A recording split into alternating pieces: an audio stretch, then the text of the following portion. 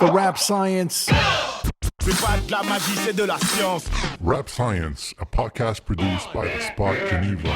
All right, Rap Science, épisode déjà numéro putain de 3, épisode 3 de Rap Science. Après avoir attaqué le... Oh yeah. Exactement, mec, parce que ça va être très chaud aujourd'hui.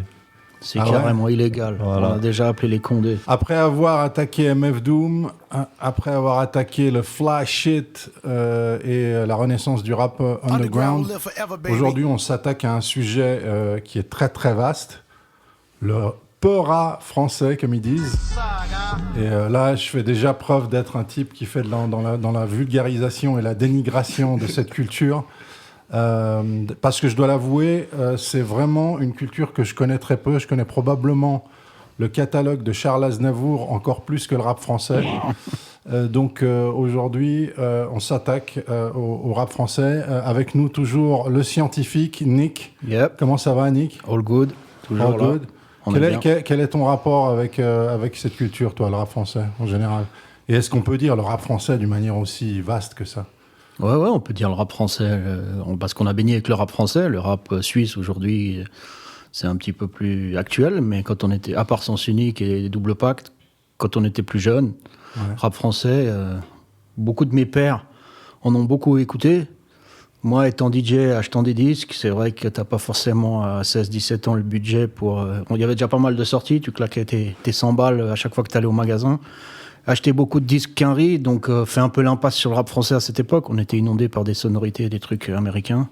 Donc pas forcément concentré, tout en ayant une oreille quand même sur les trucs de l'époque, les crews, que ce soit NTM, IAM, Solar au début, et puis on a fait qu'un free par la suite. Donc il y a eu une période avec des albums et tout ça, mais j'ai pas suivi toute la scène. J'étais plus réceptif au rap Quinry.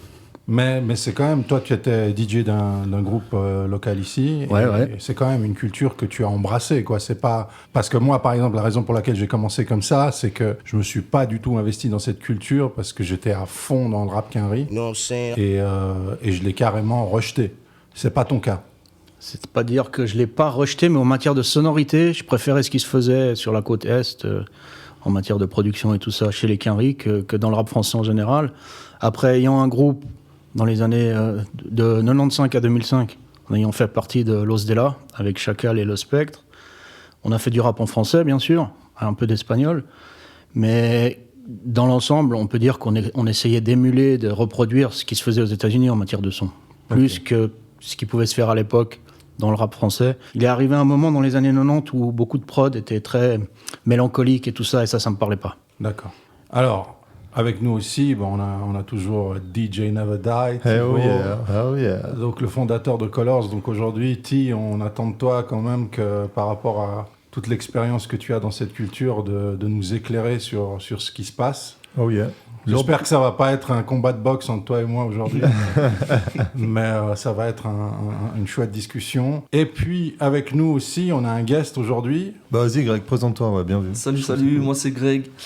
A.K.A. Raven. De base, je suis ingénieur son, j'ai commencé la musique en tant qu'ingénieur son, donc j'ai une expérience en tant qu'ingénieur son, et puis je suis aussi producteur manager, donc voilà, ça c'est pour ma partie dans la musique, et à part ça, je suis consommateur de rap aussi depuis, on va dire, depuis mes 15-16 ans, on va dire ça comme ça, de rap français. Mais aujourd'hui, c'est principalement ce que tu écoutes, ou tu écoutes d'autres choses?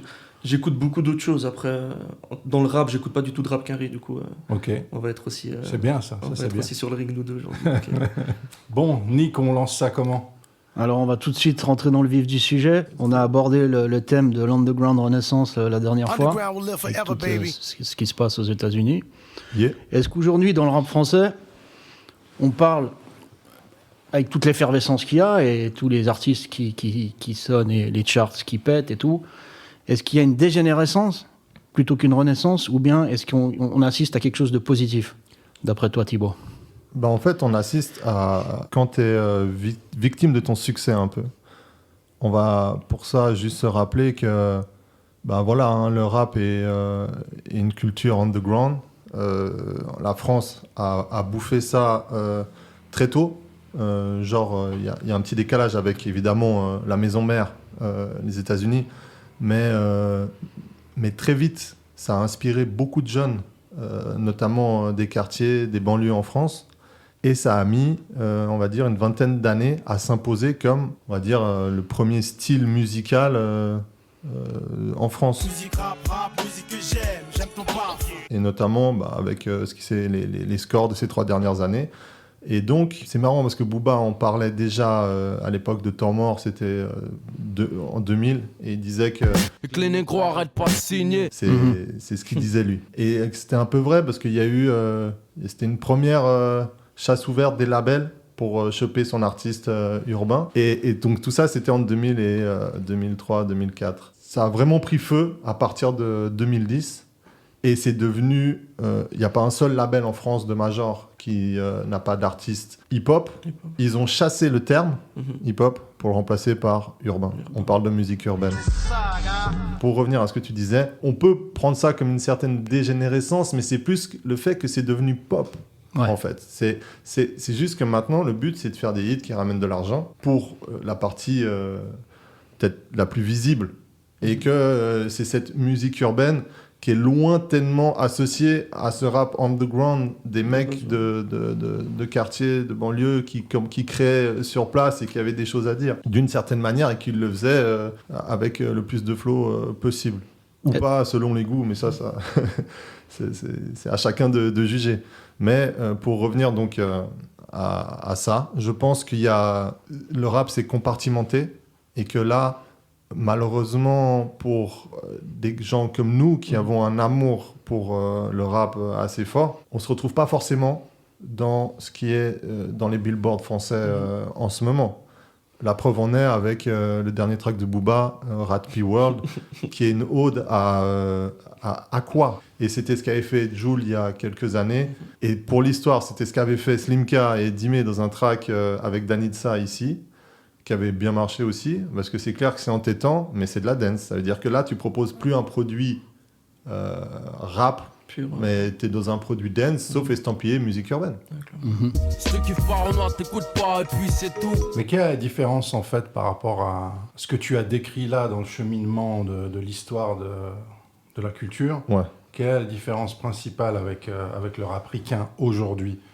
Je pense, pour beaucoup, c'est le manque de culture. Je ne sais pas comment ça se passe aux États-Unis, mais dans les bureaux, les directeurs artistiques ou bien les gens qui travaillent dans les labels ont une plus grande culture du rap américain que l'histoire du rap français. Et américain chez les directeurs artistiques à Paris. Sur le marché français. Sur le marché français, voilà. Un DA d'une maison d'édition qui sait qu'il doit signer du urbain, sa culture va s'arrêter à Jams, IAM, NTM.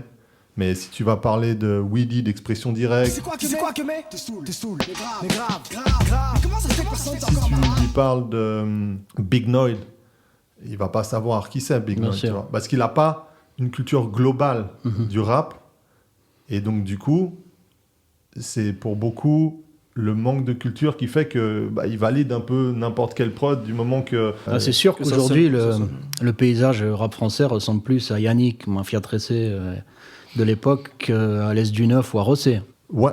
On va dans ce sens-là.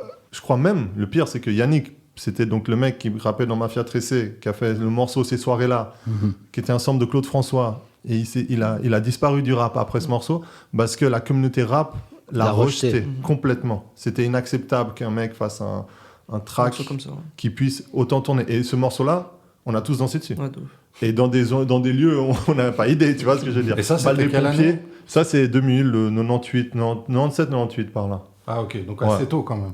Ouais, assez tôt, ouais. Ouais, mais c'était un coup marketing. Ça faisait partie de ces premiers projets un peu de signature pour faire du hit avec le rap. C'était trop tôt. C'était trop tôt dans la manière... Ouais, exactement, dans la façon de penser. Mais je crois que c'est pire. Genre, les hits rentables qui sont voués qu'à la rentabilité maintenant, j'ai l'impression qu'ils sont moins bien travaillés que... Genre, il y a moins... Enfin, après, c'est personnel, mais il y a presque moins de groove et il y a presque moins d'efforts encore dans l'écriture que ce qu'avait fait Yannick à cette époque-là, tu vois. Mais aujourd'hui, j'imagine qu'un titre comme ça marcherait, tout comme il a marché à l'époque, mais ne serait pas face à un mur où il y aurait ce rejet de la communauté hip-hop, il serait accueilli à bras ouverts parce que c'est dans la tendance de ce qui se fait, et il permettrait aux gars derrière de partir sur d'autres morceaux et de développer ça dans la durée, parce que tu vas me dire si je me trompe, mais ce shift en matière de sonorité qui est en train de s'opérer dans le paysage du rap français, il est directement lié, je pense, au fait que l'âge des auditeurs a changé. Nous, dans notre jeunesse, on était ados quand on écoutait du rap. Aujourd'hui, tu as l'impression que tout ce qui se fait, qui est bankable et qui fait des hits, c'est un rap qui s'adresse à des gens qui sont pré-ados. On est en train, dans le paysage du rap français, de faire de la musique qui est censée targeter des gamins qui sont encore plus jeunes. Aussi, le truc, c'est que les auditeurs aussi, ils changent. Hein. Mais est-ce qu'il n'y a pas une... Et puis, ils n'ont pas forcément la culture aussi que... Enfin, ils n'ont pas grandi avec la même culture que les gens de l'époque, dans les années 2000 ou dans les années 90, quoi. Donc je pense aussi que entre guillemets, le souci, il est là aussi, c'est que les auditeurs aient changé, que la culture, entre guillemets, elle n'est pas abordée de la même manière qu'à l'époque, quoi. Non, en gros, ce que dit Nick, et c'est vrai que c'est une question intéressante, c'est le target avant, c'était genre 16-25, tu vois. Et que là, on est presque en train de tomber dans du 10 ans. 10 et après, ça prend tout ce que ça peut prendre. Mais c'est vrai que, par exemple, quand tu fais une campagne TikTok, pour ton morceau... Tu vises pas des 25 ans. Ouais, c'est ça. Donc c'est assez... Et ça, j'imagine que c'est dû à l'évolution, à la modernité, mais c'est le support qui fait ça. Parce que, à l'époque, pour écouter du rap et être consommateur, il fallait un certain pouvoir d'achat, parce que tu devais acheter ou des CD ou des disques. Donc il fallait avoir un certain âge, commencer à avoir un peu d'économie pour pouvoir en consommer. Aujourd'hui, tout est gratuit. Tout est gratuit, et puis t'as ça. Oui, et les mômes ont déjà un téléphone dans les mains, donc beaucoup plus tôt. Et les Android, tu les as à partir de 8-9 ans des fois. Voilà, et donc ils sont déjà confrontés à la musique et ils deviennent déjà des consommateurs, on peut les targeter. Parce que c'est leurs parents qui payent et qui ont un pouvoir d'achat. Ouais, puis la technique, c'est plus tu les as jeunes, plus ils vont grandir avec toi, donc plus ça te permet de garder un public fidèle. C'est clair, est-ce que ça, c'est une spécificité francophone? Parce qu'en fait... Ben non, pas du tout. C'est clair que la culture ex-US en termes de rap, elle a commencé un peu plus tard que le rap US, puisque c'était les originateurs. Mais ensuite, j'ai quand même, moi, l'impression, du peu que je connais, que ça a suivi plus ou moins la même évolution. Donc, est-ce qu'on peut parler, par exemple, de Golden Era du rap français? Ouais, bien sûr. Ouais. Bah, même, Time Bomb, Nouvelle Donne, toute cette époque-là de label indépendant. Mais ce qui est paradoxal avec Time Bomb, c'est que souvent il est dit que Time Bomb, et je comprends par rapport au rooster de Time Bomb à l'époque, mais Time Bomb en vrai, c'est une compile, c'est un maxi avec Time Bomb Explose et puis J'attaque du mic de X-Men. On place tous Time Bomb super haut, mais c'est plus parce que c'était un crew. C'est pas tant ce qui en est sorti, en fait. Et, mais le Golden Era, ouais, mais c'est la même époque, en fait. C'est genre tout ce qui s'est fait entre 95 et 2000. Ouais, avec un léger décalage, je dirais, par rapport au Golden Era américain, qui, lui, était de 89 à 95. Là, on parle plutôt de 94 à 98. Ouais, c'est la suite. Ouais. C'est la suite, ouais. Non, ça a commencé avec la compile de La Haine, t'as Hostile, une autre compilation. T'as l'école du micro d'argent d'Ayam qui a changé aussi quelque chose dans l'industrie. Ouais. T'as la Clica conçue pour durer, 2 balles de nègre. 45 scientifiques et tout ça. Et à l'époque, tous ces labels indépendants, est-ce qu'aujourd'hui, dans le paysage du rap français, on assiste à encore une diversité en matière de labels où on n'a plus que des majors? C'est là où c'est intéressant parce que regarde, typiquement, comme toi, tu as travaillé avec ton artiste Runa dans son développement, c'est complètement indé. Ouais, clairement. Et cette possibilité-là qui s'est ouverte, elle est ouverte partout. Ça veut dire que... Et ça, c'est pas seulement propre au rap français. Ouais. C'est qu'avoir un home studio maintenant... C'est la démocratisation de la musique. De la musique. L'accessibilité, ça a développé des artistes et même des structures, quoi. Dans le visible, c'est sûr que les labels, c'est les mêmes stats que la musique. C'est 95%, c'est des labels de major qui touchent. Ça, c'est clair. Mais dans la création, et si tu es un peu abonné à différentes pages sur Twitter, tu peux toujours découvrir des artistes. Là, c'est ultra vaste. Et donc, tout ça pour dire que le rap underground que nous, et là, je vais peut-être, il y a peut-être une petite différence d'âge, donc je vais dire que, parce que nous, quand le rap est arrivé, le rap était underground. Et puis, en fait, ça existe toujours, tu vois. Okay. Si tu es vraiment amoureux d'un rap en particulier, il est là, mais faut diguer, il y a Faut une aller niche. chercher. ouais, tu dois continuer de diguer, c'est tout. Sauf que maintenant, bah voilà, t'as du rap mainstream qui est en plein dans ta face, quoi. Ce qui n'était pas le cas avant, quoi. Et est-ce que les OGs du rap français vendent encore? En faisant des feats avec Nino. Voilà. Mac Taylor, feat avec Nino, Rimka, feat avec Nino. Mais c'est vrai que sinon, ils doivent se réinventer. Il y en a 2-3 qui ont réussi à se réadapter à suivre le truc, comme Rimka, Mais- Mac Taylor aussi. Rimka, c'est un peu salaud, mais j'ai une théorie, parce que, à mon avis, Rimka, il était en avance sur son temps, parce qu'à l'époque de 113, il n'avait pas une écriture de ouf. C'est juste que le niveau, tu vois, quand tu comparais un Raluciano ou un Hill, dans la façon d'écrire, tu vois, qui était tellement haute, bah en fait, après, maintenant, Rimka, il est allé sur de la trappe, quoi. Ouais. Parce qu'en fait, il écrivait comme ça déjà à l'époque. Et c'est marrant de voir ce qui se passe avec 113, notamment avec AP. J'ai un ami à moi qui le connaît bien. Il vient de sortir un projet, là, il y a une semaine ou deux, un nouvel album. Ça passe relativement inaperçu. Il n'y a pas de label derrière pour promouvoir le truc. Et le mec doit grinder comme si c'était un nouvel artiste qui arrivait sur le devant de la scène. Ouais, c'est clair. Avec 20 ans de bagage derrière lui. Ouais. Il en est aujourd'hui à faire les radios indépendantes, à faire les différents médias et à aller pousser son projet parce qu'il n'y a pas de label qui met en avant le truc. Les gars sont relégués au second plan parce que tous les jeunes artistes qui ont 17 ans et qui explosent le rap actuel ont pris le devant de la scène. Mais est-ce que c'est 90% de mainstream et 10% de underground, ou même 95.5, ou par exemple si je devais... Là, je parle de... Ça, c'est une histoire d'argent, hein. Quand je te dis ça. Ouais, c'est une histoire d'argent. Ouais. Mais ce que je veux dire, c'est que moi, mon regard extérieur par rapport à cette culture, c'est que j'ai l'impression que tout est mainstream. À part peut-être un reliquat de survivants d'ailleurs de 5%, donc de nouveau, c'est peut-être de la vulgarisation pour toi, mais 5% qui est plus ou moins underground. Mais de l'extérieur, j'ai l'impression que le rap français est devenu complètement pop. Non. Quoi, dans le style, tu dis, ou dans la manière de faire? C'est-à-dire que si je devais faire, moi, un diagnostic actuel d'un point de vue externe, alors que je ne connais pas grand-chose, ce que je vois, c'est que c'est de la pop. En termes de sonorité, donc. En termes de sonorité. 98% du temps. Il y a cet afro-trap qui a pris le dessus, qui a l'air d'être... Qui arrive après, c'est en train de passer? Ouais. Je pense qu'il y a eu son pic après. J'ai l'impression que ça... Ouais, c'est un petit peu retombé. Ouais, mais ça, c'est intéressant. L'afro-trap, par exemple. Ouais. Ça, c'est une pure création. Ouais, bien sûr. Tu vois, c'est vraiment des gars qui sont en mode... bah voilà, qui était... Ça part avec l'artiste MHD qui a imposé le délire et qui a... Ensuite, ça a pris. Confirmé, ouais. Et puis, c'est clair, c'est vachement lié aux racines. En fait, c'est le rapport à l'Afrique aussi qui est très différent par rapport aux États-Unis. Juste. Et du coup, c'est une façon d'impliquer la culture africaine qui est beaucoup plus présente dans les familles, que ce soit en francophonie, quoi, en France, ici, ou bien en Belgique. Et du coup, là, t'as une création originale, sincère, tu vois. Et après, évidemment, dès que ça marche... Mais c'est ça qui a accroché les petits, j'ai l'impression. Comment s'appelle le mec qui a fait c'est MHD, le truc des footballeurs? Ouais. C'est à partir de ce moment-là que les gamins ont commencé à adhérer et les top lines et tout ça qui sont faciles à se rappeler en matière de... En termes de flow. C'est comme... comment ça s'appelle? Les lullabies qu'on raconte aux petits pour les endormir. C'est des trucs qui sont tellement bateaux. Les comptines. Les comptines, voilà. Qui te rentrent dans la tête. Moi, je témoigne en tant que père, par exemple, parce que j'ai une gamine de 10 ans, et je vois qu'elle se dirige gentiment vers ça. Vous avez des enfants aussi, vous pouvez voir quelle est la tendance dans ce qu'ils écoutent. Et quand c'est catchy et facile, c'est ça qui retient l'attention des mômes. Et c'est à partir de ce moment-là, j'ai l'impression que ça a touché une partie peut-être un peu plus jeune du public.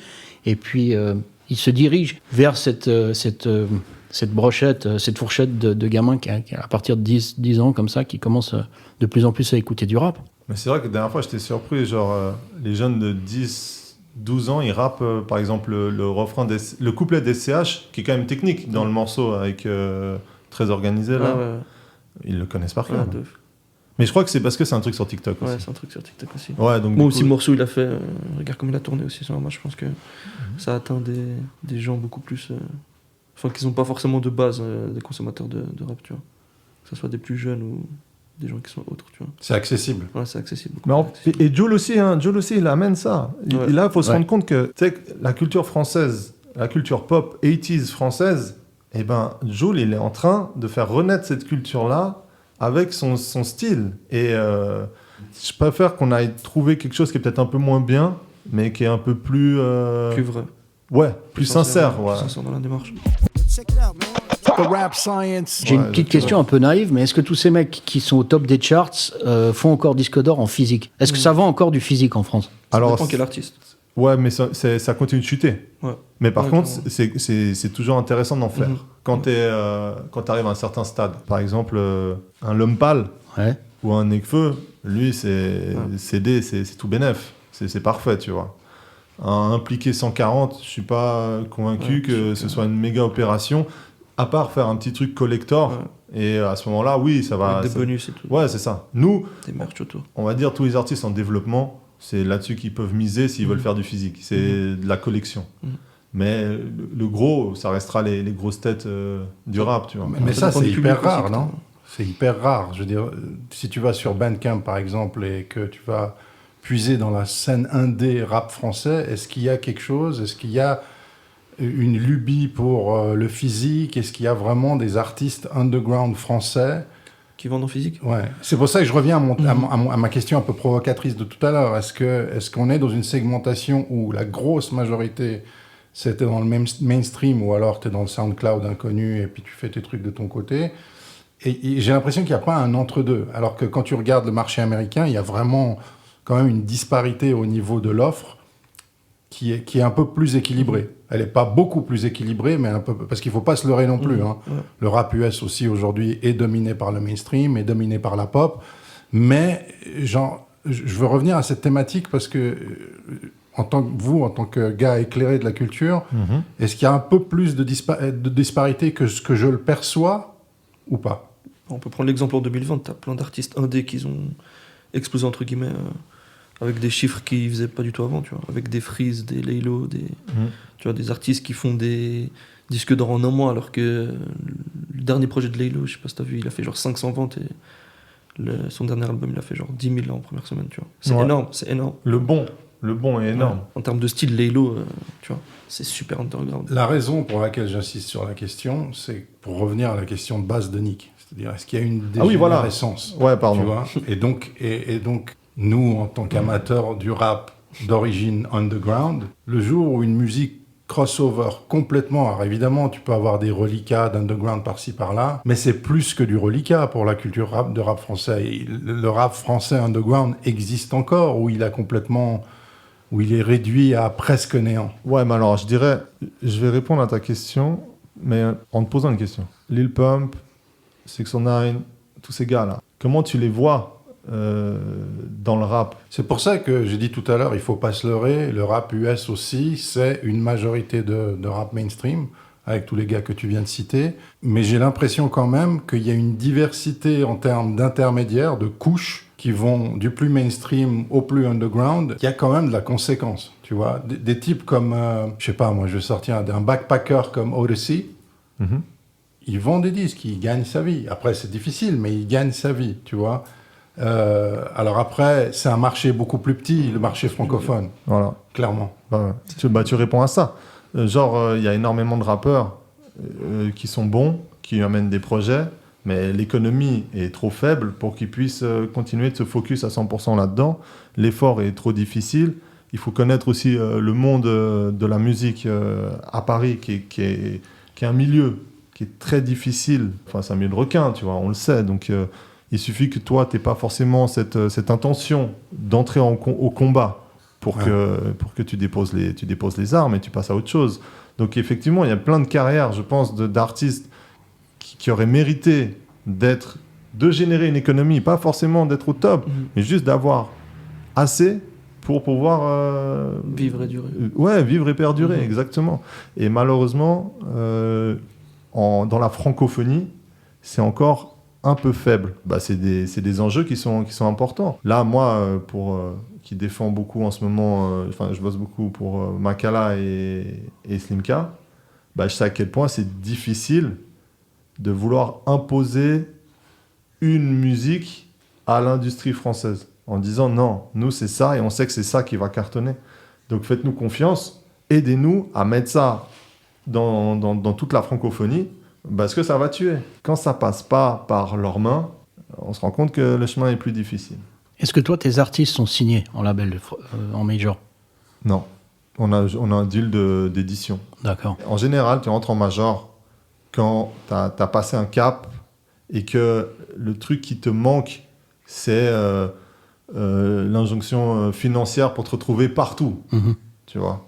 Mais quand tu es vraiment dans du développement, au final, les idées de stratégie de développement, c'est pas en major que tu vas les trouver. C'est plutôt en cherchant des labels qui sont un peu plus en dessous, ou trouver différents stratèges qui connaissent le développement, parce que c'est une autre culture. Il y en a encore dans le paysage français. Mais il y en a plein. Ok. Bah justement, mais quand tu prends la montée de Jossman, par exemple, lui, c'est une pure stratégie de développement. Laylo, c'est une pure stratégie de développement aussi. Freeze Et puis, aussi. Freeze aussi. C'est des gars qui sont partis en Indé. Après, ils ont pris un deal de distrib. Ils ont pris une avance pour pouvoir porter le truc. Bah, c'est ce qu'on fait nous avec Colors aussi. C'est ça, j'ai l'impression qu'il n'y a pas de croissance organique, en fait. T'es soit high-end, t'es soit super underground, et puis tu passes de l'un à l'autre super rapidement. C'est ce que tu disais avant ou pas? C'est ce que je disais. Et après, t'as ce qu'on construit. Tu vois, par exemple, Makala, c'est une construction stable qui monte petit à petit. Et pour l'instant, on n'a pas ce pic-là. On va voir si on tombe dessus. Vous évoluez dans quel courant? Vous êtes dans la trappe, on peut dire? Même pas. Non? Non, on est dans le rap, mec. Ouais, voilà. Ouais, nous, c'est du rap. Franchement, c'est du rap. Ok. C'est vraiment disons ça. que chaque artiste aussi sur Colors a son style. Je veux dire, si on regarde Slimka, si on regarde Edime à l'époque, si on regarde Makala, ils font des styles de rap différents aussi, hein, je pense. Ouais. Ce que je voulais relever aussi, c'est que tu prends l'exemple d'Impliqué 140, c'est que c'est un artiste qui fait quelque chose de très... Enfin, qui a un style très précis et très différenciable. Et comme un Laylo aussi, comme un Freeze aussi, c'est très précis comme produit. Genre, de base, le produit, il est pas du tout... Enfin, il est très différent de ce qui se propose. Donc aussi, c'est comme ça que ça... Je pense que ça démarque aussi, tu vois. Le fait que ce soit pas du tout formaté, Ouais. qu'il arrive et Même pas une question de format, format. même pas une question de format, c'est juste que c'est très différent et très précis, tu vois. Genre, tu regardes un Freeze ou un Laylo, ce qu'il fait de base, personne fait ça. Tu vois. Ou un Alpha One. Tu vois, ou un Alpha One aussi. Si on met le doigt sur quelque chose, c'est que de base, je pense qu'aussi on doit avoir un produit qui est pas forcément entendu ailleurs, tu vois. Ouais, mais ça, c'est paradoxal, parce que souvent, moi, on me dit Ouais, t'as raison. que je suis dans une niche. Voilà, c'est ça que je voulais dire avant, et je me suis perdu. On a déjà Cette putain de niche. Ouais. Voilà. Et- Et de nouveau, c'est là où je veux revenir sur le truc de dégénérescence ou pas. C'est que quand 99% c'est tu réussis, tu roules dans des bagnoles, ça explose, et que 1% c'est niche, ça veut dire qu'il y a quelque chose qui va pas dans la culture. Mot qu'il fallait là dans Pour cette moi. discussion niche. Ouais. Pour moi. Tu vois ce que je veux dire? Et c'est un peu à ça que j'ai envie d'arriver pour voir si vous allez me dire non, Omar, c'est pas le cas. Ou alors c'est, en fait, tu sais quoi, t'as quand même raison, parce que le marché francophone, il est tellement petit que c'est 99% tu réussis, you pop, ou alors 1% t'es dans la niche, et puis t'es catalogué dans la niche, et puis c'est dur, et puis tu galères. Et là, ça revient à la culture. Et ça revient à la culture qu'ont les gens dans les labels en tant que directeur artistique. Les gens qui vont te signer, pourquoi ils vont te signer, qu'est-ce qu'ils vont te défendre. Et après, ça revient à la culture des gens qui écoutent la musique. Tu vois, c'est clair qu'on a été bercé par des hits des States en club pendant toute notre... Enfin, moi, j'ai grandi avec ça, en fait. L'arrivée du rap en club quand j'ai pu commencer à sortir, donc c'était pratique. Puff Daddy. Ouais, Puff Daddy, mec. De ouf, tu vois. Mais même ça, en France, un mec comme Puff Daddy en France qui arriverait avec ce genre de prod qui sont ultra dansantes pour les clubs, mec, il n'y aurait pas de place pour lui. Il n'y aurait pas de place pour lui. J'ai une anecdote qui est assez marrante. C'est qu'avec... Je suis moitié d'accord, parce que... Alors, dis-moi pourquoi. Quand les gens, parce que là t'as comparé un artiste américain avec l'industrie française, tu vois, mais en France tu regardes des artistes qui sont arrivés avec un style super dansant, tu vois, et puis ils ont été directement acceptés entre guillemets. Avec l'afro-trap, par exemple. Ouais, l'afro-trap, ou ce tu que vois, avec Jul des fait. Huss ou des Jul, tu vois, Ouais. ils sont arrivés avec un style super, qui est pas rap, je suis désolé. Non, c'est mais pas, oui, mais ça, c'est pas rap. Mais justement, Ouais, moi, je parle de rap. ouais. C'est ça que je veux dire. Ok, ouais. Je parle pas de dance. Je parle que quand on allait en soirée, on entendait, je sais pas, t'entends un Ludacris, c'est un pur morceau de rap, tu vois, et t'es là et tu kiffes ton son. Ouais. Bah ça, en rap français, T'as pas l'équivalent. Ouais, pourquoi ? Parce que la culture des gens, on dirait qu'ils sont pas assez allés en soirée hip-hop, tu vois. Et évidemment, si aujourd'hui le consommateur il a à peine 13 ans, l'équation club le paramètre clubbing rentre plus dans l'équation. Ouais, voilà. Mais sauf que nous on existe. Ouais. Et donc du coup, il y a quand même, et ça revient à ce que tu disais toi, il y a quand même un public qui existe, qui aime le rap et qui a envie pas forcément d'écouter la même chose que son fils ou bien est-ce que ces gens consomment, achètent et génèrent du chiffre, donc ont une influence auprès des labels, des A&R qui signent les artistes et qui développent les artistes? Faut savoir les toucher. Et puis il faut savoir aussi que, enfin tu vois, c'est à chacun à ses responsabilités. Le directeur des programmes de Move a ses responsabilités, de Skyrock a ses responsabilités. Enfin tu vois, c'est à un moment donné, tu décides, soit tu es complètement dans ce truc, ok, on va parler que langage TikTok, ou bien on aime le rap, on l'assume et on joue des trucs. Pourquoi on ne demanderait pas à un gars qui est dans le métier, quelqu'un qui est directeur de programmation ou responsable de la musique en radio? Tu connais quelqu'un, Thibaut, je suis sûr. Ouais, bien sûr. On peut appeler Rudy Abouab, qui est directeur des musiques de Radio Nova. Et ce sera assez intéressant parce qu'en fait, Radio Nova a joué du rap au tout début, fin des années 80, début des années 90. Et puis plus le rap s'est commercialisé, moins ils en ont joué. Donc on peut essayer de comprendre pourquoi et avoir une discussion avec lui. Ouais. Je l'appelle. Nice, vas-y. Allô, salut. Ouais, Thibaut. Ça va ? Ça va et toi ? Ouais, très bien.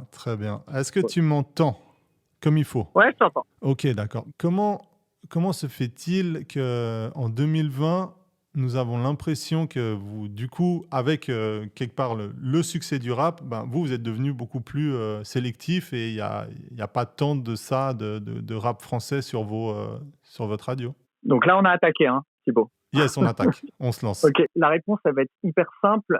Nova, c'est toujours... En tout cas, l'ADN de la radio, c'est toujours construit sur les musiques qui étaient... Alors, à une certaine époque en marge, est-ce qu'il y a encore des musiques qui sont en marge aujourd'hui 40 ans après la création de Nova, à savoir que tous les canaux de diffusion de la musique se sont plus que démultipliés. Nova s'est construit à une époque comme toutes les radios libres, donc Nova est né en 81, s'est construit à une époque comme les radios libres où pour écouter de la musique, entendre de la musique, il n'y avait pas 1000 solutions. Il y avait la radio où il y avait, pour les plus curieux, aller acheter des disques, soit chez les disquaires, soit dans les grandes enseignes, à une époque où encore tout le monde achetait beaucoup de musique. Aujourd'hui, les canaux de diffusion de musique se sont démultipliés. Tu as les web radios, tu as les radios, tu as les plateformes de stream où littéralement tu peux avoir les plus grosses discothèques du monde se trouvent sur toute la musique en tout cas est en libre service partout, moyennement un abonnement, etc. Mais aujourd'hui, si tu veux être autonome et écouter de la musique seul, c'est possible, chose qui n'était pas possible à une certaine époque. Le rôle de la radio a changé alors. Le rôle de la radio a un peu changé. En tout cas, il a changé pour une partie de la population. Je pense que les jeunes écoutent peu, voire très très peu la radio. Après, la radio reste un des médias, en tout cas pour la France, je ne sais pas comment c'est en Suisse, la radio reste un des médias, voire le média le plus écouté, consulté aujourd'hui, toujours en France, en nombre de personnes, bien au-dessus de la télé. En tout cas dans les habitudes d'écoute, c'est-à-dire que tu as tous les jours, j'ai plus le chiffre exact, mais tu as tous les jours quand même un truc comme 45 millions de Français qui ont au moins écouté la radio une fois. Ah ouais, c'est donc énorme. Les gens ils continuent d'écouter la radio. Les plus jeunes n'écoutent plus la radio. Où j'en étais. Nova s'est construit sur un truc simple, c'était d'abord c'est créé par des passionnés de musique. Et des musiques différentes et des musiques qui n'ont pas la possibilité ou la chance, ou je sais pas comment on dit ça, d'être jouées ailleurs. Donc Nova a toujours eu dans son ADN le fait d'aller jouer des musiques qui sont en marge. Alors au tout début de Nova, c'est plutôt froid, c'est plutôt de la new wave, de la cold wave, et très très vite il y a la sono mondiale, c'est-à-dire jouer des musiques dès 83-84 qui viennent du Nigeria, du Zaïre, d'Amérique du Sud, etc. Donc des musiques qui ont absolument pas de place sur aucun média en France à cette époque. Ok. Et effectivement, fin 80, Nova accompagne clairement pour pas dire la radio la première à jouer du rap, ou en tout cas à offrir une antenne, une case d'antenne dans lequel le rap français va se construire. Et ça c'est dans les années, c'est de mémoire, je crois que c'est 88 et 89 où Dynasty a une émission et qui est la première émission, alors avant Sydney, hein, qui lui était en télé avec HIP-HOP. Bien sûr. Mais c'est la première émission sur une radio dans laquelle tu as, de mémoire, c'est 2 heures, une émission consacrée uniquement au rap, qui est animée par Lionel D, qui est considéré par certains, alors par les anciens, hein, parce que les gamins connaissent absolument pas l'existence de Lionel D, je pense, mais en tout cas par les anciens comme le premier rappeur français, pas DJ, hein, le premier MC français. Okay. Donc c'est animé par Lionel D, c'est mixé par Dynasty, qui lui, pareil, est un des premiers acteurs du hip-hop en France, et bien avant l'émission qu'il a sur Nova. Hein. Dynasty, il est déjà dans l'histoire autour de 82, 83, si je dis pas de bêtises. Et donc l'émission, chaque semaine, vendredi soir ou samedi, je pense que c'est vendredi soir. Moi, je suis pas à Nova à cette époque. Hein. Je connais assez bien l'histoire, mais voilà, vendredi soir, je crois. L'émission diffuse du rap américain, donc les dernières nouveautés, donc un truc qui à ce moment-là n'est pas accessible aux gens en France, et surtout elle organise sur chaque émission des sessions de freestyle dans lesquelles tu as des MC qui viennent, qui se pointent et qui font leur première arme au micro sur une antenne qui n'est pas nationale à l'époque, qui est essentiellement parisienne. Et donc tu as les premiers voilà, il y en a tellement, je vais en oublier, mais il y a Solar, Assassin, évidemment Joystar et Cool Chain, Sulibi, Passy, Stomy, enfin voilà, tous les premiers.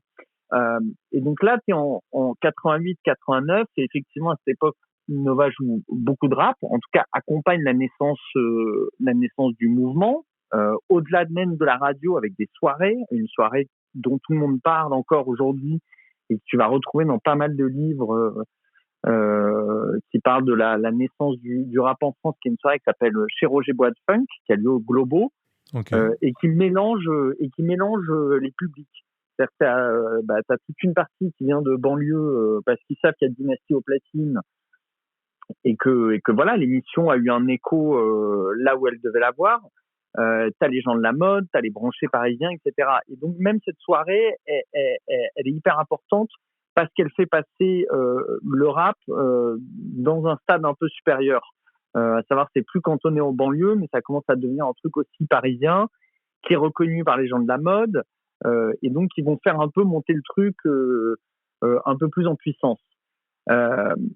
Voilà.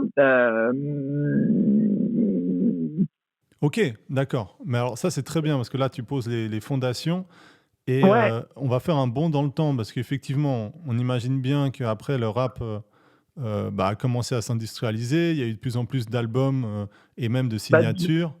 De mémoire, c'est entre 96 et... C'est à partir de 96 où Nova commence à lâcher le rap. Alors, pas le lâcher, mais commence à se dire, comme il est arrivé de manière naturelle sur d'autres genres musicaux de l'époque de Nova, on n'est plus les seuls à en jouer, c'est en train effectivement de s'industrialiser. Skyrock a fait un virage à 360 degrés, et de mémoire c'est 96, et se met à jouer que du rap français, quasiment, enfin du rap français, du rap américain, du R&B, mais en tout cas de faire une large place au rap français. Et à ce moment-là, Nova se dit, on a fait notre part du taf. Ce qu'on commence à entendre nous excite un peu moins. On va continuer à jouer un peu de rap, et ça a toujours été le cas. Mais on va plus en jouer autant qu'avant. Vous allez moins le défendre, en fait. Vous allez moins le défendre. On va moins le défendre parce que ça y est, il se suffit à lui-même et t'as plusieurs radios qui se mettent à ne jouer que du rap. T'as effectivement des grosses signatures, des labels comme De Label qui signent énormément de rap, et t'as surtout des choses qui commencent à nous intéresser un peu moins. Et ça, comment tu le décris, ça? Comment tu peux retranscrire? Je le décris. Alors là, je vais parler avec ma vision de gamin qui écoutait du rap, alors qui écoutait déjà Nova à l'époque, mais qui écoutait du rap. C'était toujours la même chose au bahut, quoi. C'est dire, putain, ça c'est commercial, on n'aime pas. Voilà. C'était un truc qui était hyper con, mais qui était, je crois que les gens de mon époque qui ont baigné dans le rap, ou en tout cas qui sont élevés, qui sont éduqués avec le rap, sont élevés avec un rap qui était un rap qui a jamais perdu de vue d'où vient le rap et à quoi ça sert, à savoir décrire la rue, décrire des conditions de vie, décrire des inégalités, d'être dans un truc vraiment engagé, militant et engageant. Et à partir du moment où le rap est devenu plus populaire, et tant mieux, c'est absolument pas un reproche, effectivement, Nova, petit à petit, s'en est un peu écarté. Alors après, je te dis ça, mais en même temps, Dynasty, il revient, je crois, juste pour une année en 2000. Et t'as pas un trou qui s'arrête net en 94, 80, enfin, ça s'arrête pas net en 96, hein, de mémoire. Non, il y avait le Code Killer Show aussi qui continuait, T'as Code Killer Show, t'as DJ Clyde avec Joy Star qui ont une émission hebdomadaire le samedi soir, que je me revois dans ma chambre en train de l'enregistrer. T'as Lord Zelko pour le côté reggae dancehall, et t'as Lord Funk aussi, je crois, qui dit exclusivement funk. Donc voilà, il y a un accompagnement, ça s'arrête pas net, il y a un accompagnement, mais effectivement au bout d'un moment le truc est parti ailleurs, et Nova est parti dans une autre direction, hein, pas super éloignée, parce que notre truc ça a toujours été le groove d'une manière générale.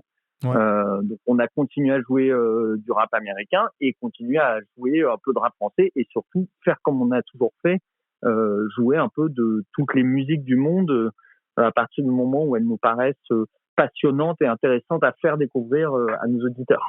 Mais souvent il est dit que les labels savent mettre la pression aux radios aussi, par exemple en échange de publicité ou de partenariat.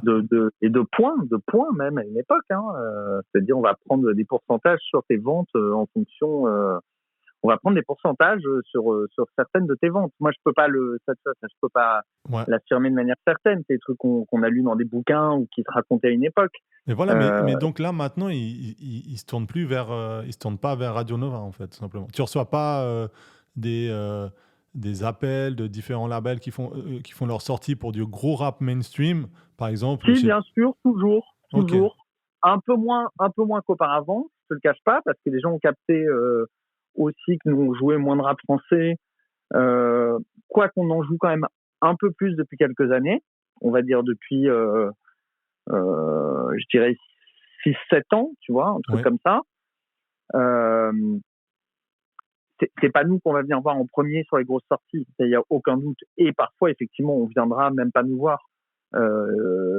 Les labels vont aller voir ceux qui programment du top 40, en l'occurrence Skyrock, et d'autres radios. Mais c'est ça en fait, à partir du moment où tu vois Skyrock, en tout cas Laurent Bounot, qui est le directeur des programmateur de Skyrock, dit dans une interview il y a pas longtemps, en gros moi je me prends pas la tête, ce qui est joué sur Skyrock c'est le top 40 Spotify, ou top 40 des ventes, suivant le snare.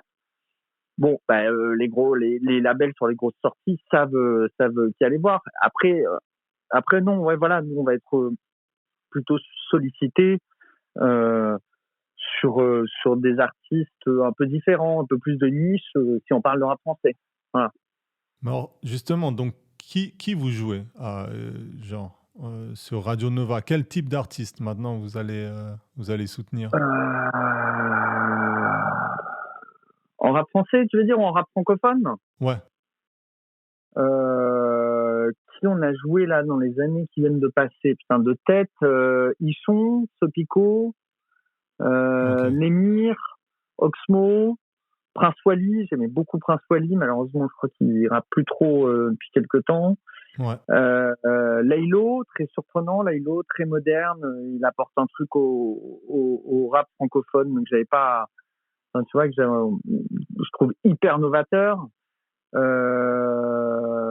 Lala Ace, Limsa et évidemment Makala qu'on soutient beaucoup depuis quelques années, depuis au moins 5 ans, je crois.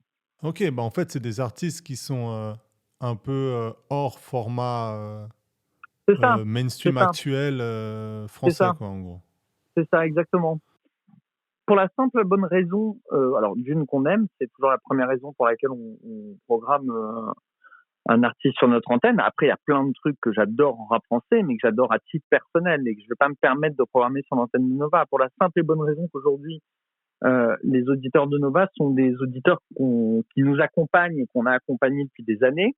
L'auditeur moyen de Nova, il n'a pas 20 piges, tu vois.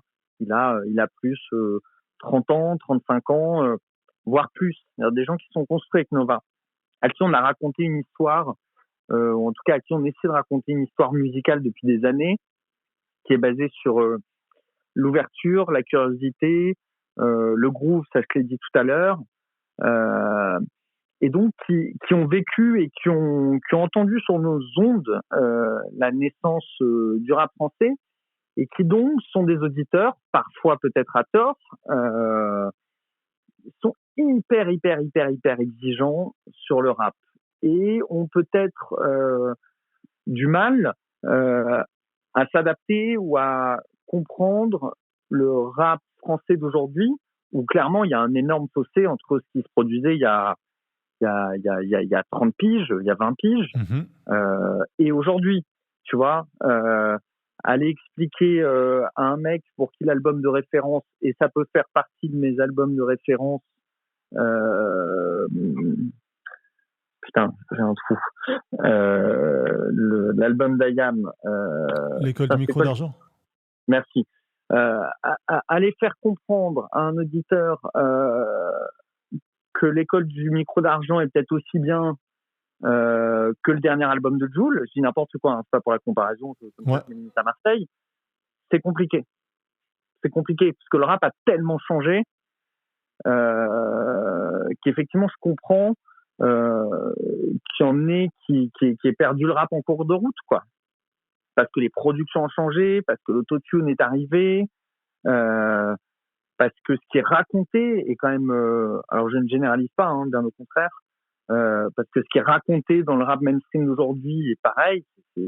On est non, mais t'as raison, ils sont pas targetés, quoi. C'est pas le rap français mainstream d'aujourd'hui s'adresse plus à des jeunes de 12 s'adresse à des jeunes ans qui sont en train de se construire avec ce rap-là, que moi j'écoute parfois, même pas mal avec mon gamin, qui est aujourd'hui devenu la pop en France.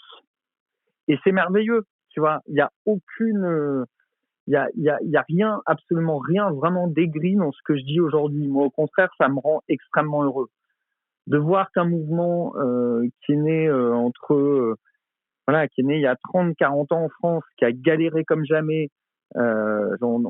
Personne n'était invité sur aucune télé, sur aucun plateau média, à part NTM et IAM à la grande époque. Ouais. Qu'aujourd'hui, le rap soit et cruste toutes les ventes de disques en France, de disques de streaming, etc. en France, je trouve ça exceptionnel.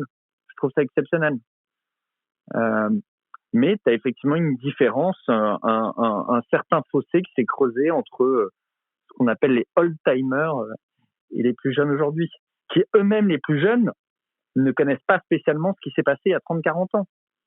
Et c'est pas un drame, parce que voilà, ils ont un nouveau rap qui est né depuis 10 piges, qui est en train de les accompagner.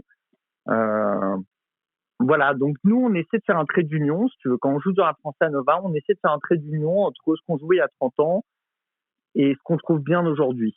Mais ce qui est très intéressant, c'est si on prend l'économie que génèrent les artistes que vous jouez dans le rap, hein, Ouais. En fait, on essayait de faire un parallèle avec les États-Unis et puis toute cette mouvance du rap underground américain qui permet en fait, qui est viable pour certains en fait. Ils peuvent se permettre d'être libres dans leur production et d'être indépendants parce que ça génère une économie. Maintenant, pour les artistes que vous soutenez, eh ben, c'est ce noyau-là, seulement qu'en France, c'est beaucoup plus restreint, donc l'économie est plus faible. Bien sûr, et, bien sûr. Comment un artiste comme ça peut perdurer, en fait? Qu'est-ce que tu vois, toi, pour qu'un artiste qui est issu d'un milieu plus underground, on va dire, en tout cas... Comment il peut continuer d'exister en France?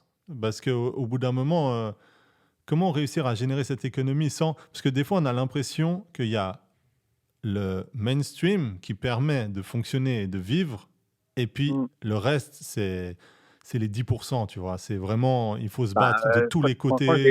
Si j'avais une recette miracle, je la donnerais à tout le monde. Mince.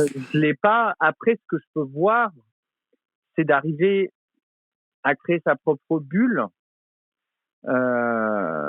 Et ça, on le voit quand même de plus en plus. Quand je dis sa propre bulle, dans la bulle, j'inclus le fait d'être indépendant, de créer son label, d'être super bien accompagné et d'arriver à définir son propre style, entre guillemets, avec une bande de potes. C'est ce que Makala fait avec Varnish la Piscine. Nous, on a découvert Makala via Varnish la Piscine, qui pour moi n'est pas un producteur de hip-hop, c'est juste un producteur exceptionnel, qui est clairement un mec qui représente ce que pourrait être Nova, ou en tout cas ce que pourrait être le son Nova en 2020 versus le son Nova de 80. Tu vois, Varnish, c'est un mec comme ça. Ouais. Et Makala, on le découvre via Varnish. Ah ouais, c'est beau. L'Homme Pâle, qui est un des premiers gars qu'on a, on l'a joué à l'antenne à ses tout débuts. Moi, je l'ai défendu. Je l'ai fait beaucoup jouer dans des lives à une époque où il n'était pas connu, les lives de la matinale avec Edouard Baird, les Nuits Zébrées, etc. Bien sûr. Bon, au bout d'un moment, l'Homme Pâle, qui lui aussi est en indé, il explose. Moi, Limsa Dolné, je le connais au bout d'un moment, et pareil pour Giorgio, pareil pour ce Pico, parce que je capte le truc et que c'est un peu dans l'entourage de l'Homme Pâle. En fait, c'est se donner de la force à plusieurs. Hein. Mais par exemple, l'Homme Pâle, sur son dernier album, il a fait une campagne sur Radio Nova, ou c'était pour vous, ça vous intéressait? Non. Et le fait qu'il soit indépendant, on a fait un truc qui était complètement différent et qui pour moi reste un des trucs dont je suis le plus fier. Voilà, un des trucs dont je suis le plus fier dans ma carrière jusqu'à présent. Hein. J'espère qu'il y aura encore mieux. Je te le souhaite. L'Homme Pâle, sur le dernier album, on parle très très tôt avec lui en direct, et Mathieu Couturier, bien sûr, qui l'accompagne dans sa carrière, de avec grand management. Ouais. Moi, j'avais reçu l'album d'Antoine, je trouvais l'album vraiment mortel. Je savais pas forcément si on allait le jouer en playlist ou pas. Bref, j'adorais l'album. Et je propose tout de suite à Mathieu d'imaginer un concept un peu spécial et de filer une carte blanche à Antoine sur l'antenne de Nova. Et de ça naît une idée qu'Antoine, l'Homme Pâle, avait dans un coin de sa tête, et il savait que cette idée-là, il pouvait la faire qu'avec nous. En l'occurrence, il m'a dit la carte blanche radio, je l'ai, c'est mon Planète Rap, et je vais le faire pendant une semaine, donc probablement pas la même chose. Par contre, je rêve de créer une émission de télé sur l'idée, sur la base des talk shows Quinry un peu ouf, où t'as de la musique, un peu de talk, de l'humour. Et on a créé une émission de télé ensemble, qui est aujourd'hui un truc qui est de plus en plus fait par des rappeurs quand ils sont en indé.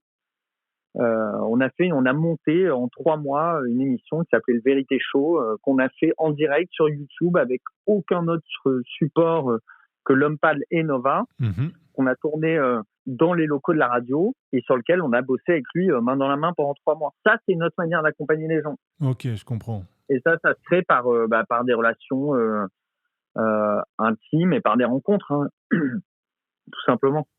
Et des idées. Et des idées, évidemment. Ok, d'accord. Et voilà, donc tu penses, ce sera une de mes dernières questions hein, Ouais. Donc pour revenir à ce que je disais par rapport aux directions du rap français, est-ce que tu penses que le rap mainstream va tout avaler ou penses-tu qu'il va rester encore justement une place pour un rap underground mais qui génère une économie pour que l'artiste puisse défendre ses projets? J'ai pas de boule de cristal, mais vu la manière dont c'est parti et vu le niveau d'écoute qui démarre chez les plus jeunes, hein, chez les 8 ans, etc., forcément le mainstream va continuer à avoir des grandes heures devant lui. Après, attention, parce que ça peut vite tourner en rond, et on commence à le voir un peu aujourd'hui. On sent que sur les productions, ça commence à tourner un peu en rond. Enfin, qu'on est en train d'user un peu le mainstream sur lequel beaucoup sont lancés, et qu'à un moment, ça risque quand même un peu de lasser le public. C'est cool de rapper pour des gamins de 8 ans, mais on peut pas construire une carrière là-dessus. Et puis, c'est pas le principe de base du rap, hein, il faut pas l'oublier. Mais là, c'est un mec de 40 piges qui parle. Donc, je pense qu'il y aura toujours, surtout avec une bulle mainstream qui va grossir, qu'il y aura toujours et plus que jamais de la place pour des mecs qui ont envie de défendre une autre scène rap plus indé, plus underground. L'économie derrière, eh ben, comme je t'ai dit tout à l'heure, quoi, faut s'acharner, créer sa bulle, créer son public et se battre, quoi. Et quand tu vois des médias comme Grunt qui ont démarré sur Nova, tu sais que alors d'une que ce sont des médias qui sont importants et il n'y a pas que Grunt, hein, il y en a plein d'autres. Mais tu sais qu'il y a un public qui est là aussi pour écouter autre chose que ce qui est diffusé sur Skyrock et les autres radios qui passent que du mainstream. Ok, d'accord. Et tu le vois là tu vois les dernières ventes sur Laylo et Alpha One qui sont en indé, qui défendent un rap soit hyper moderne, hyper novateur, soit un rap de puriste, ce qui est le cas pour Alpha One. Ce sont des bons signes. Et qui a un message et un certain engagement. Évidemment. Quand je parle de rap indé, de rap plus underground, évidemment, c'est à la fois dans la manière dont on rappe, savoir la technique, c'est quand même la chose la plus importante du rap, avec le message et ce qu'on raconte. Ok, donc tu peux constater une certaine dégénérescence dans l'offre mainstream, pas totalement, on est d'accord, mais... Non, pas encore. J'ai dit que forcément, à un moment, ça va tourner en rond. Mais comme tout style musical qui devient massif, quoi. Ouais. C'est le prix à payer pour de devenir... Malheureusement, je pense que c'est le prix à payer, parce qu'après, il va y avoir une compétition il va y avoir une dépendance avec les médias qui ne sont basés que sur la diffusion en très haute rotation des morceaux les plus mainstream. À un moment, voilà, ça va forcément tourner en rond. Ok. Et puis vous, c'est dans vos statuts à Radio Nova de lutter contre ça et d'avoir toujours une proposition. Pas de lutter contre ça, parce je dis lutter contre le one single hit. Ouais, tout à fait, qui est retransmis 40 fois par jour et. Ouais, ça clairement. Nous, notre plus haute rotation si tu veux, sur la base des 30 morceaux qu'on va le plus jouer sur un mois, ils vont être joués 3 à 4 fois par jour maximum. Face à d'autres radios, je parle pas que de Skyrock, hein. Après on peut prendre parce que t'as aujourd'hui du rap sur Énergie et sur d'autres radios très mainstream, hein. C'est ça qui est à la fois drôle, intéressant et qui est fascinant par rapport à ce que je te disais tout à l'heure d'un rap qui était joué sur aucune radio il y a 40 piges. Donc sur ces radios-là, suivant d'une radio à l'autre, tu peux monter sur des taux de rotation où le même morceau va être joué 15 fois dans la journée. C'est-à-dire en gros toutes les heures. Ouais. Toutes les heures. Hier, moi j'ai emmené mon fils, j'ai fait 2 heures de caisse avec mon fils. En 2 heures, j'ai entendu, je crois, 3 fois le nouveau morceau d'Attic. Bon, je le connais, ça y est. Là, je le connais, avec Amel Ben, je crois, de mémoire. Ah ouais, d'accord. Voilà, tu l'as entendu 300 en 1 heure, en 2 heures. Nous, on fait pas ça. On fait en sorte qu'un morceau, parce que c'est notre rôle et notre envie et notre passion, arrive aux oreilles d'un auditeur. Après, on va pas le surbastonner pour lui dire il faut que ça rentre dans ta tête parce qu'on a jugé que c'était bien. On le joue 3-4 fois par jour, c'est-à-dire qu'un auditeur moyen qui va venir écouter Nova 2 heures dans la journée, il l'entendra une fois. C'est rare qu'il entende 3 fois, tu vois, parce que ça sera relativement espacé. Mais on sait qu'au bout d'un moment, en tout cas, il aura découvert ce morceau. Après, il aime ou il n'aime pas, c'est une autre histoire. Et tu as le temps d'observer les playlists de des radios Ouais, je regarde. concurrentes. Ouais. Tu regardes? Ouais, bien sûr. Je regarde. Après, je regarde vraiment à titre informatif et quasiment personnel parce que je sais le principe d'une radio de manière générale, c'est d'avoir un format. Tout n'est qu'histoire de format. Chacun choisit son format et va défendre son format. Et il n'y a pas de bon ou de mauvais format. Chacun fait son choix. Skyrock, à une époque, il jouait du rock. Le jour où il y a eu les quotas sur la musique francophone qui ont été imposés par le CSA, ils ont fait un bon move. Ils ont dit on va passer rap français parce qu'ils sentaient aussi le truc naître. Mm-hmm. Bon, aujourd'hui, Skyrock, le format Skyrock, c'est le rap français et la libre antenne, pour faire simple. Le rap top 40 et la libre antenne, pour faire simple. Move, ça va être rap et R&B, et à côté de ça, t'as de l'engagement social sur certaines choses qu'ils font. Voilà, chacun son format. Nova, c'est la différence, c'est le grand mix, c'est la bonne musique. Qu'on décrète, nous, être la bonne musique. Voilà. Et c'est là où il y a un peu de place pour le rap engagé. Bien sûr, évidemment. Et quand tu compares, tu n'entends pas trop de rap engagé. Donc, engagement, hein. On parle vraiment de militantisme dans le rap. Militantisme ou de maniement des mots, quoi. Ça va avec. Ouais. Tu vois, un mec comme Limsa Donné, parce que c'est pas le militantisme, il peut être à différents niveaux. Un mec comme Limsa Donné qui a fait La Chambre Noire là il y a pas longtemps, il raconte sa vie, c'est hyper gonzo, il raconte sa vie, il raconte son quartier, il raconte la rue. Mais il le fait d'une manière différente, je trouve. Il manie extrêmement bien les mots. Ouais. Il sait très bien utiliser les images, les métaphores, etc. Il y a un truc qui fait que c'est un peu différent.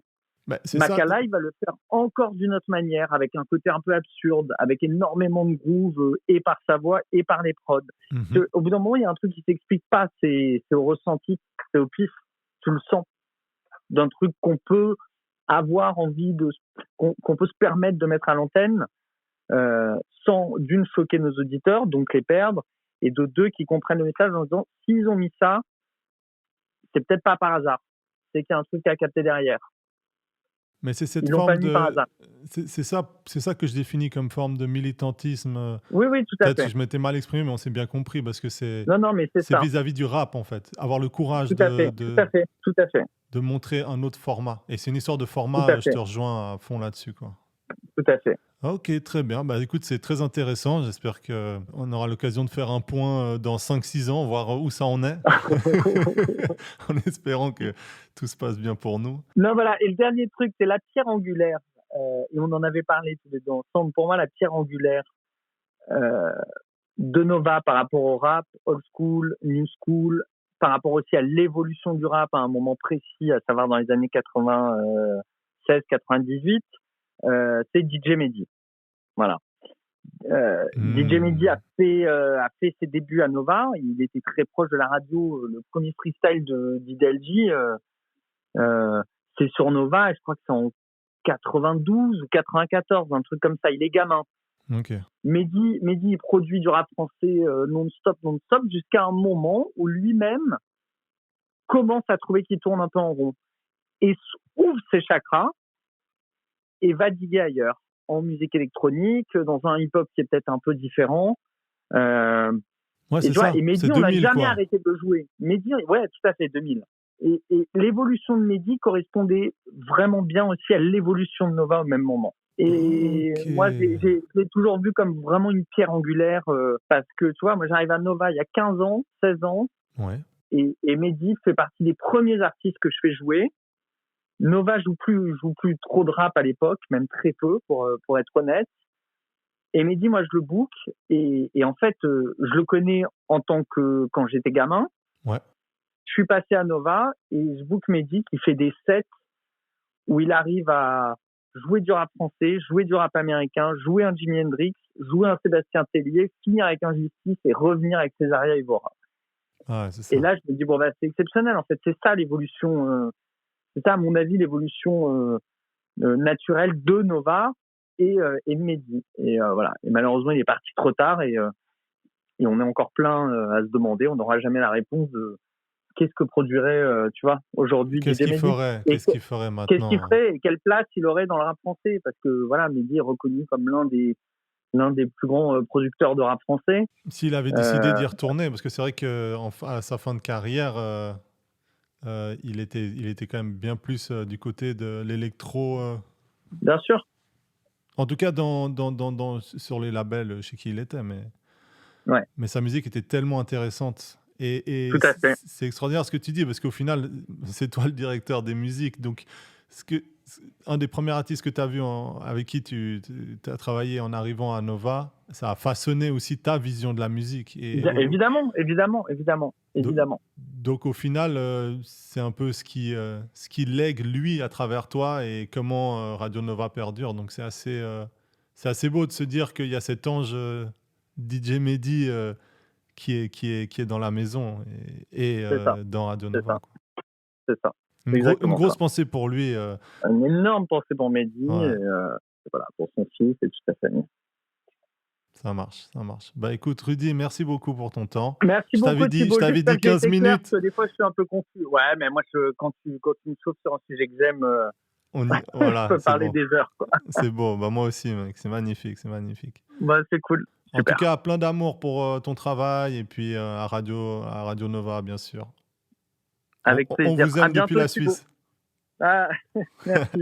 Ciao, à bientôt. Allez, je t'embrasse, à plus. Bye. The rap science.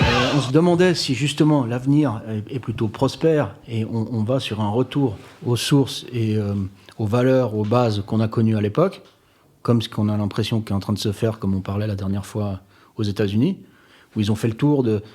Enfin non, la scène, elle existe bien sûr, mais de tout ce qui est un peu mis en avant et qui est ratchet, donc l'usage de drogue, le striptease, faire de l'argent, les valeurs qui sont pas du tout élévatrices, mais plutôt destructrices. Et là, on voit qu'aux États-Unis, ils en ont eu marre de ça, qu'il y a un mouvement parallèle qui s'est créé, où on retourne aux bases du hip-hop des années 90, avec le sampling, des mecs qui écrivent et qui sont pas du tout dans un objectif de faire du rap pour vendre des millions de disques. Et puis c'est un reflet de ce qui se passe dans la société aussi, avec tous les soulèvements qu'il y a eu l'année passée avec Black Lives Matter et tout ça. Donc, ouais. On retourne à une certaine conscience. Ouais. Et est-ce que la France va vers ça? À un moment, on va en avoir marre de justement faire que des disques qui s'adressent à des minots et qui sont faits pour formater radio et qui se chantonnent dans les cours d'école et sur TikTok? Ou est-ce que ça va saturer et on va revenir à un retour aux sources de mecs plus conscients et de textes, de beats plus... Après, il y a des enjeux, il y a des trucs où on ne se rend pas compte, mais qui sont réels, parce que c'est des gens qui ont témoigné, avec qui j'ai pu discuter. Typiquement, Medine, qui était quelqu'un qui était assez engagé dans ses raps, son label, il s'est tapé 3 ans de contrôle administratif, limite c'est invivable, quoi. Pendant 3 mois, tu dois présenter tous les papiers, à la moindre petite truc, ils peuvent te faire sauter. Et donc c'est ça, c'est qu'il faut aussi se rendre compte que l'État français met une pression qui est assez importante sur les rappeurs. Et au bout d'un moment, on peut comprendre que certains en ont marre, quoi. Donc, il y a une liste, je crois, Fab, il avait arrêté le rap parce qu'il avait écrit un morceau qui s'appelait Lettre au président en 95. Il a arrêté le rap, en 2002, et il était encore dans cette liste en 2015, tu vois. Il y a une hip-hop police en France, tu dirais? Ouais, bien sûr, mec. Mais c'est clair, mais regarde ce qui s'est passé avec Freeze Corleone, mec. Le Premier ministre a pris la parole sur Freeze Corleone, sans même essayer même si ses propos sont borderline, mais quand tu as l'expérience du rap et que tu l'écoutes, tu comprends ce qui est dit et de la façon dont il le dit. Ouais, et puis le message derrière. Et exactement. Ouais. Et mais ça vient pas du gouvernement, ça vient pas d'eux, ils s'en branlent. Ça, c'est la pression de la LDJ ou de je ne sais qui a dit à leurs potes de réagir pour mettre des bâtons dans les roues de ce gamin qui commençait à déranger avec ses propos. Bah, soit. Mais quand c'est le Premier ministre qui parle et qui te cite Freeze Corleone, bah, il s'avère que c'est le gouvernement qui prend position là-dessus. Hein. Le Premier ministre, il prend position aussi parce qu'il commence à vendre aussi, parce qu'il a fait des bons chiffres. Ouais, ça commence à marcher aussi, donc il faut commencer à faire. Il a toujours eu ce discours. Hein. Ouais, bien sûr. Moi, j'allais y venir, en fait, parce que, de nouveau, c'est peut-être aussi synonyme d'un marché un peu plus compact, mais c'est vrai que... Alors bon, bien sûr, évidemment, aux États-Unis aussi, il y a eu un dénigrement de la culture rap, surtout au début des années 90, quand le gangster rap est sorti et tout ça. Mais j'ai l'impression qu'en France, le thème de la liberté d'expression, il est super présent.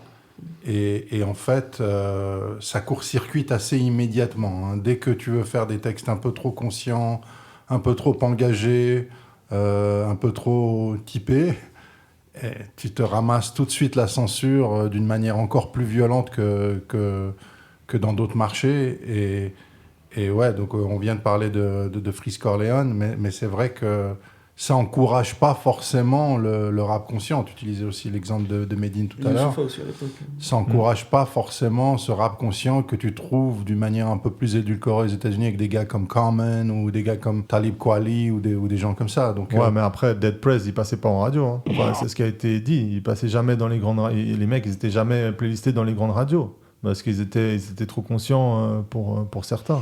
Oui, mais il y a une ouverture d'esprit. Tu regardes la carrière de The Roots ou ce qui se passe avec Black Thought et la façon dont c'est chez qui Jimmy Fallon. Ouais. Il y a quand même un marché pour ces gens-là. Il y a un public et on n'essaye pas de leur mettre une camisole ou de les étouffer. Sans aller jusqu'à le surdéveloppement du rap conscient en France, je parlais plus d'un retour aux sources en matière de sonorité et de contenu un peu plus travaillé qu'aujourd'hui, ce qui se fait, qui est juste catchy, mais qui a pas vraiment de fond. Est-ce qu'on va vers ça, continuer, et puis finir sur des hymnes de Club Med, comme on disait tout à l'heure, ou est-ce qu'on va revenir à un retour aux sources de choses plus basiques et plus ce qu'on a connu dans les belles heures du rap, où quand même, tu pouvais pas dire des conneries, tu passais pour un con si t'avais rien à raconter derrière le mic. Ça revient à ce que je disais, c'est que maintenant... Les capacités des home studios sont très bonnes et il y a des gens qui maîtrisent cet art et qui ont des choses à dire, qui le diront. Il faudra juste aller les chercher. C'est peut-être pas eux qui seront mis au top. Peut-être qu'il y aura ce retour et que il y aura le retour du texte et puis d'un rap plus je sais pas moi, plus mélodique. Et si c'est à la mode, ils iront le chercher et te le mettront en première page. Hein, t'inquiète pas. Après, derrière, il y aura toujours des gens qui font les vraies choses et qui pourront le faire parce que ça coûte pas si cher que ça. Maintenant, est-ce qu'on va réussir à faire en sorte que cela génère une économie assez bonne pour que l'artiste n'ait pas besoin, et puis qu'il n'ait pas besoin d'avoir un taf alimentaire à côté pour vivre? Eh ben, c'est là où je disais que Colors, on se situe là, parce que c'est exactement là où on veut être. On peut avoir tout le succès qu'il faut, hein, bien sûr, mais au moins arriver à générer cette économie pour libérer l'artiste de ce stress et de cet enjeu pour qu'il puisse se concentrer sur ce qu'il a à faire. Et toi, tu y crois? Ouais, j'y crois. Et c'est bien, il faut persévérer. Il n'y a qu'en y croyant que les artistes vont revenir devant de la scène et puis imposer leur style. Et toi, Greg, tu y crois? Que ça prenne le dessus sur toute l'industrie du rap français, non. Mais que des artistes, que ce soit des structures comme Colors ou autres, réussissent à, entre guillemets, vivre et vraiment manger de ça, bien sûr. Bien sûr, on en a des exemples, donc j'en doute pas une seule seconde. Puis après, bon, évidemment, là, on est en période Covid, donc tous les lives sont annulés. Mais après, il faut se rendre compte de la force du live aussi, parce que là, on parle beaucoup de musique enregistrée. C'est facile de faire... Enfin, c'est facile. C'est pas facile de faire des hits, quoi qu'il se passe, même si c'est ceux que je valide pas forcément. Mais les défendre après, en live, c'est autre chose. On a vu beaucoup d'artistes qui sont rentrés dans l'industrie, qui n'avaient aucune expérience live, et puis ça se ressent. Et puis du coup, derrière, il leur manque quelque chose. Nous, tu prends un Slimka, un Makala, parler de Runa, j'ai pu le voir sur scène et il y a une vraie tension. Ils amènent quelque chose qui te sent...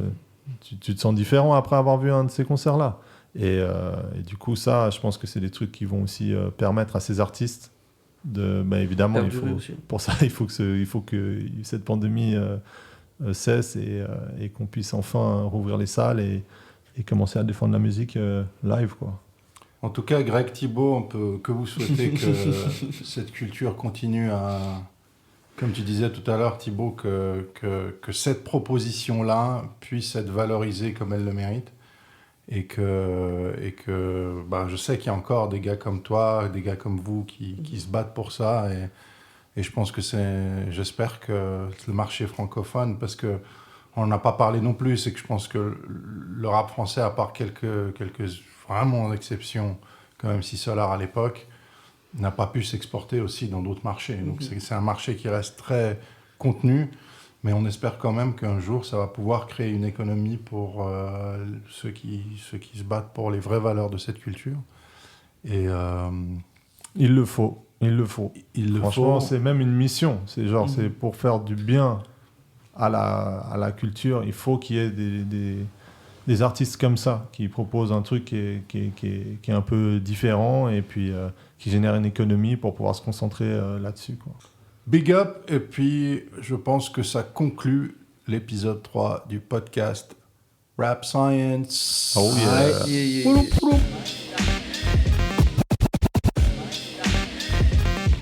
Check it out, man. The Rap Science.